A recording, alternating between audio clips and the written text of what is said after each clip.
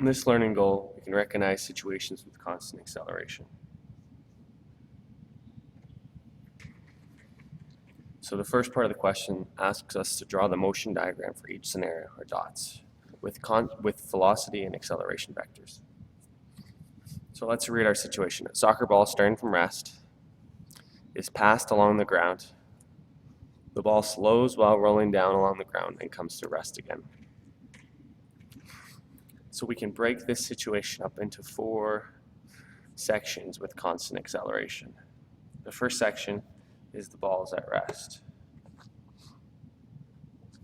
So at the beginning, the acceleration is 0. It's not changing its speed, it's just at rest. Then our motion diagram. Now we're in the process of kicking the ball. So the ball is gaining speed. So it has this speed moving forward. We can draw our velocity vectors as well.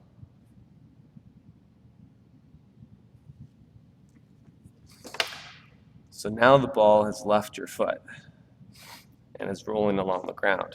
Well, when it rolls along the ground, it slows down because eventually it comes to rest. So we need to show the dots getting slightly closer together for each moment in time that goes by.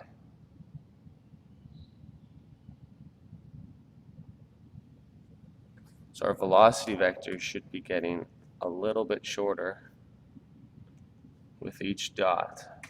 This is saying that its velocity is decreasing. So at first, the acceleration is 0. In this section, the acceleration is forward. We're increasing our speed. Then as soon as your foot leaves the ball, now the ball is just rolling on the ground. So we had in this section, the acceleration was 0. Now my acceleration is in this direction. Now the ball, even though it's moving forward, it's slowing down. It's coming to a rest. So my acceleration is backwards. And finally, once it's at rest, well, it's not changing its speed anymore. So its acceleration is 0. So we have acceleration 0, acceleration forward, acceleration backwards, and again, acceleration 0.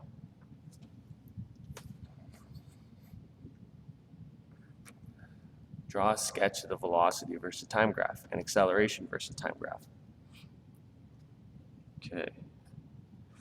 Velocity measured in meters per second, time is seconds. So initially the ball is at rest.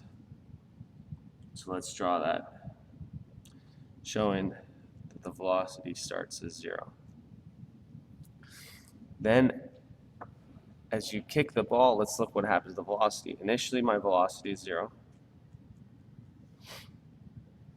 Then my velocity rapidly increases. Look at the size of these arrows. Rapidly increases to some speed. So I'm going from a zero velocity to some speed. Then as time goes along, my velocity gets smaller and smaller and smaller until it reaches a time again where it's 0.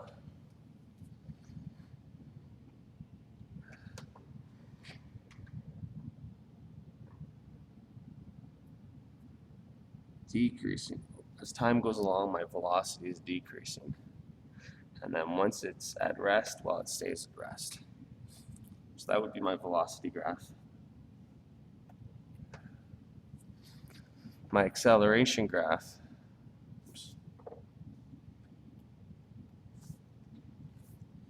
My acceleration graph.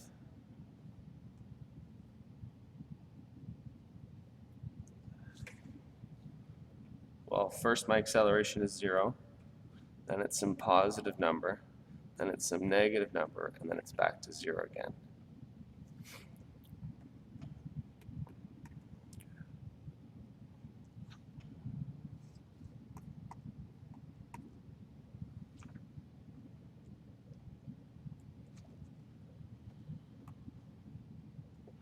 So initially, ball's at rest. We're at this point right now. Then my acceleration is 0. Notice my slope at this graph is positive. So if my slope is positive, my acceleration is positive. So I'm going to go up to some large acceleration. Now I'm up to here. So we can look at our dot diagram. First it was 0, then it was positive, now it's going to be back negative. The slope with my velocity graph can tell us as well. Okay, so now I've got a negative slope. So I have a negative acceleration, and at the end my acceleration goes back to 0.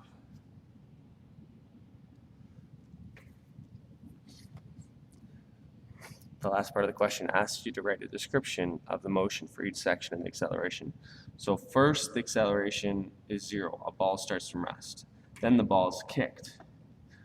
Then the ball is rolling along the ground and slowing down, and lastly the ball is stopped.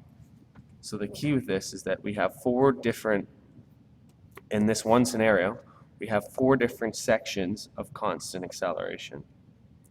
When we start using equations that you're going to discover, we need to be able to take a situation like this, a soccer ball starting from rest in its pass, and you need to be able to break it into its sections of constant acceleration.